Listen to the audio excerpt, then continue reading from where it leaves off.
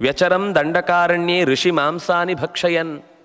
ನನಗೆ ಆಹಾರಕ್ಕೆ ಬೇಕಾದದ್ದು ಯಾವತ್ತಿಗೂ ಕೂಡ ಈ ಉಳಿದ ಪ್ರಾಣಿಗಳು, ಪಕ್ಷಿಗಳು ಅಥವಾ ಇನ್ಯಾರೋ ಬೇಡರು, ಚೋರರು ಇವ್ರ ಬಗ್ಗೆ ನಾನು ಕೈ ಹಾಕ್ತಿರ್ಲಿಲ್ಲ. ನನಗೆ ಯೋಚನೆ ಇದ್ದದ್ದೇ ಯಾರು ತಪಸ್ವಿಗಳಾಗಿ ಕಾಡಿನಲ್ಲಿ ಒಣಕೊಂಡಿದ್ರೋ ಅಂಥವರ ಮಾಂಸವನ್ನೇ. ಅದು ಸಾಕಾಗಲಿಲ್ಲ ಅಂತಾದಾಗ ಮತ್ತಷ್ಟು ಜನರನ್ನು ಕೊಂದು ತಿಂತಾ ಇದ್ದೆ. ಇದು ನನ್ನ ಓಡಾಟದ ಹೊತ್ತಿಗೆ ನಾನು ಮಾಡ್ತಾ ಇದ್ದ ಕೆಲಸ. ನನ್ನ ಕೈಯಲ್ಲಿ ಎಲ್ಲ ಥರದ ಆಯುಧಗಳ ಪ್ರಯೋಗವೂ ಕೂಡ ಸಲೀಸಾಗಿ ನಡೀತಾ ಇತ್ತು. ಅದರಿಂದಾಗಿ ಮಾಯಾವಿದ್ಯೆಯ ಬಲವೂ ನನ್ನಲ್ಲಿತ್ತಾದ್ರಿಂದಾಗಿ ನಾನು ಬಂದದ್ದು ಹೋದದ್ದು ಅವರ ಮೇಲೆ ದಾಳಿ ಮಾಡಲಿಕ್ಕಿರುವಂತಹ ಸೂಕ್ಷ್ಮ ಏನೂ ಅವ್ರಿಗೆ ಗೊತ್ತಾಗ್ತಾ ಇರಲಿಲ್ಲ. ನನ್ನ ಕೈಯಿಂದ ಬಹಳ ಜನ ಪ್ರಾಣ ತೆತ್ತಿದ್ದಾರೆ. ವಿಶ್ವಾಮಿತ್ರನಿಗೂ ನಾನು ಅಂದರೆ ಸಿಂಹ ಸ್ವಪ್ನ. ಅವನು ನನ್ನನ್ನು ನೋಡಿ ಯಾವಾಗಲೂ ಹೆದರಿ ಯಾಗ ಮಾಡುವುದನ್ನೇ ಮುಂದುವರೆಸಿ ಎಷ್ಟೋ ದಿನಗಳಾದರೂ ನನ್ನ ಉಪಟಳ ತಾಳ್ಲಿಕ್ಕಾಗದೆ ಕೊನೆಗೆ ದಶರಥನ ಹತ್ರ ಹೋದ.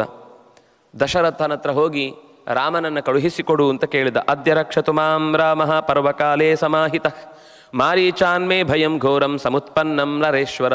ನೋಡಿ, ಮಾರೀಚ ಎಷ್ಟೆಲ್ಲ ಹಿಂಬಾಲಿಸಿ ಎಲ್ಲ ಸಂಗತಿಗಳನ್ನು ತಿಳ್ಕೊಂಡಿದ್ದಾನೆ ಅಂತ.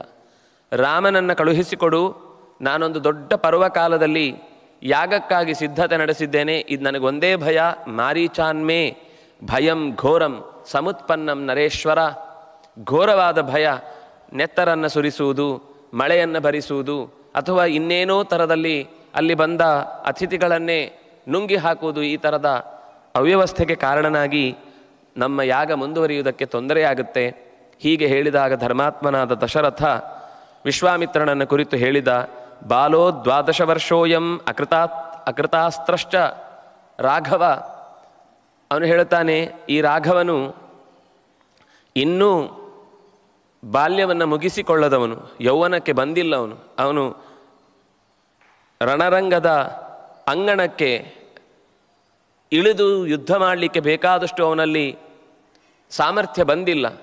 ಪಾಠಗಳೆಲ್ಲ ಆಗ್ತಾ ಇರಬೇಕಷ್ಟೇ ಹೊರತು ಅದನ್ನು ಪ್ರಯೋಗಿಸುವ ಹಂತದಲ್ಲಿ ಅವನು ಇಲ್ಲ. ಅದರಿಂದಾಗಿ ನಾನೇ ಬರ್ತೇನೆ, ನನ್ನ ಸೈನ್ಯ ತಗೊಂಡು ನಿನಗೆ ಯಾವ ರೀತಿಯಿಂದ ಬೇಕಾದರೂ ಸಹಾಯ ಆಗಲಿ, ನಾನು ಅದನ್ನು ಮಾಡ್ತೇನೆ. ಯಾಕೆಂದರೆ ನನಗೂ ಕೂಡ ದುರುಳರಾದ ಮಾಯಾವಿಗಳ ಜೊತೆಗೆ ಹೋರಾಟ ಮಾಡಿ ಹಿಂದೆ ಒಳ್ಳೆಯ ಅಭ್ಯಾಸ ಇದೆ. ಅದು ಹಿಂದಿನ ಮಾತಿನಲ್ಲಿ ಬಂದಾಗ ಅವನು ಹೇಳಿದ್ದು, ನಾನು ಪ್ರಾಣವನ್ನಾದರೂ ಕೊಟ್ಟು ನಿನ್ನ ಯಾಗಕ್ಕಾಗಿ ನನ್ನನ್ನು ಸಮರ್ಪಿಸಿಕೊಳ್ತೇನೆ ಅಂತಾನೆ. ನನಗೆ ಪ್ರಾಣ ಬೇಡಪ್ಪ, ಯಾಗ ಮುಗಿಬೇಕು. ನೀನು ದೇಹ ಕಳಚಿಕೊಂಡ ಮೇಲೆ ಯಾಗ ಮುಂದುವರಿಸುವುದು ಹೇಗೆ?